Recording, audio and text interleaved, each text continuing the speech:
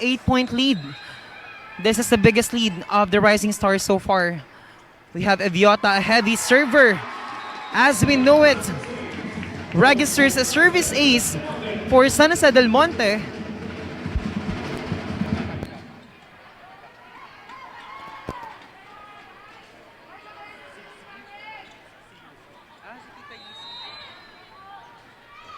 Siyempre magandang gabi po sa isa sa mga sumusuporta sa parehong bayan ng Santa Maria at San Jose del Monte. Sando Republica, siyempre ni Sir Dindo Lorenzo at ni Ms. Sissy Yuson na grabe ang suporta sa youth development na parehong bayan ng Santa Maria at San Jose. And the Rising Stars team San Jose del Monte is now at a set point situation.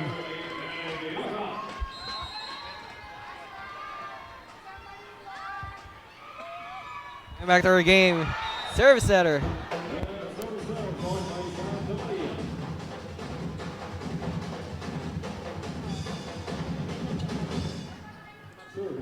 City of San Jose del Monte just 1 point away from taking this first set. Service is there. Up front. No good that time.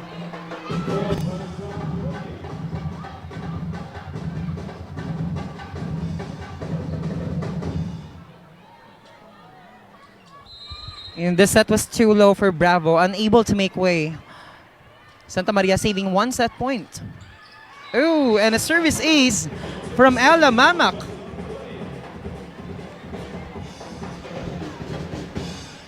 Okay na po talaga internet namin ngayon. Hindi na po kami naka FB10. Yes. And we're using yung internet connection ng Capitolio finally fixed and stable.